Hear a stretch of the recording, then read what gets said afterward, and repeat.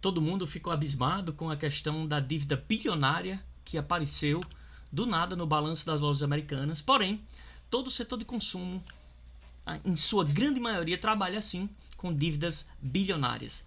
Eu sou o professor Jorge Chaves, do Betas Cursos, a Escola de Investidores, e hoje a gente vai falar a respeito dessas informações dos balanços das empresas de varejo no Brasil. Vamos analisar cada um dos balanços, né, e ver qual é o tamanho da dívida de cada uma dessas empresas do setor de consumo. Eu começo com as lojas americanas, né? As lojas americanas, todo mundo já sabia que ela tem uma dívida bruta de 20 bilhões de reais, ok? Então eu tenho aqui, ó, dívida bruta. A dívida líquida é a bruta menos o que ela tem no caixa, que são essas disponibilidades, tá?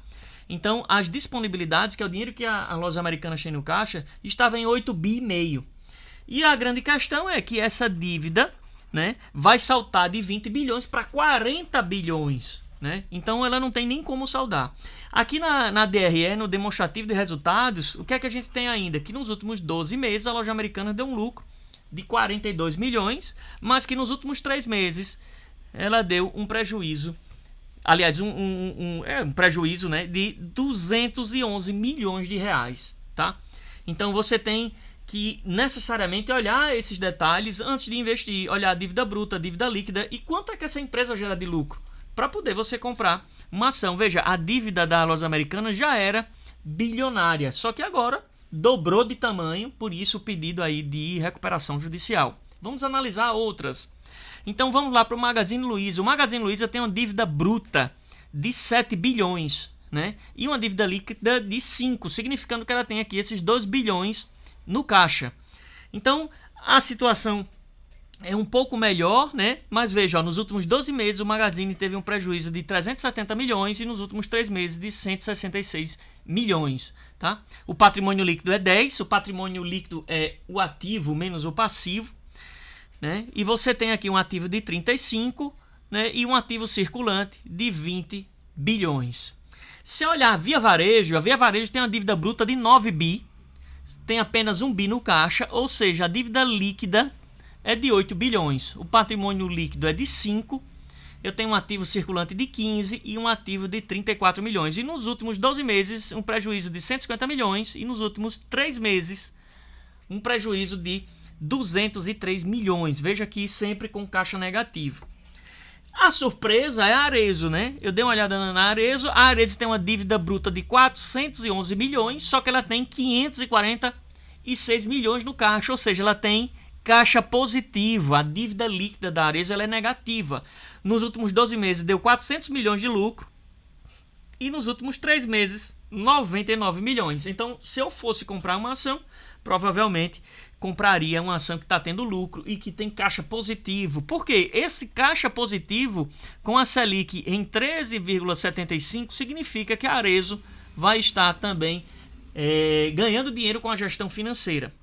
Vamos para Lojas Renner, outra surpresa, né? Olha a Lojas Renner, dívida de 3,4 bi, tem 4,4 bilhões no caixa, a dívida líquida dela é negativa em 1 bi. Lembrando que essas empresas que estão com caixa positivo se beneficiam dessa Selic alta em 13,75%. Nos últimos 12 meses, um lucro líquido de 1 bilhão e nos últimos 3 meses, 250 milhões de lucro. Então, você iria comprar qual empresa até agora do ponto de vista do setor de varejo?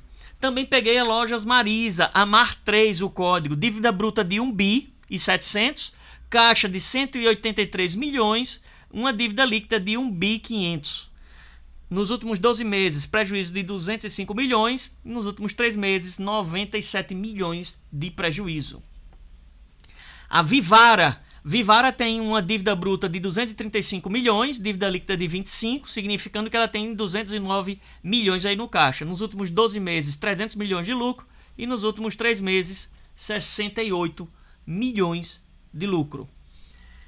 Tem que necessariamente aprender sobre investimentos. Venha fazer o nosso curso de análise fundamentalista, onde nós abriremos cada um desses itens, cada um desses detalhes, aprender o que é ativo, ativo circulante, passivo, passivo circulante, patrimônio líquido, ver os indicadores fundamentalistas, analisar a DRE, que é a demonstração do resultado de exercício, tudo isso das empresas SA listadas na bolsa, né? Então, necessariamente, antes de investir no mercado de renda variável, você tem que saber esse tipo de informação. Qual é a dívida da empresa, se a empresa dá lucro ou dá prejuízo, antes de você tomar qualquer decisão, né, de entrar na Bolsa de Valores e comprar uma determinada ação. Tá? Então, pare de seguir dicas e aprenda sobre essas questões de investir numa empresa que dá lucro, né, que tem um ativo crescente, que tem dívida decrescente e que tem boa gestão, tanto para o negócio fim quanto gestão financeira.